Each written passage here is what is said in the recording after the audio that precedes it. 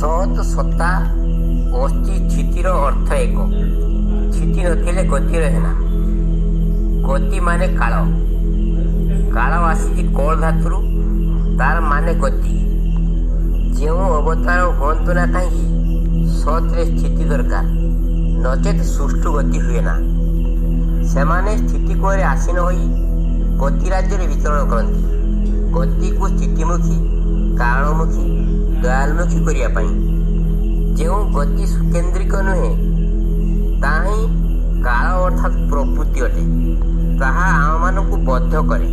ଯେଉଁ ପ୍ରବୃତ୍ତି ବା ଗତି ସଦ୍ଗୁରୁଙ୍କ ଠାରେ କେନ୍ଦ୍ରାୟିତ, ତାହା କାଳ ନୁହେଁ, ତାହା ଆମମାନଙ୍କ ମୁକ୍ତିର ସାଥୀ।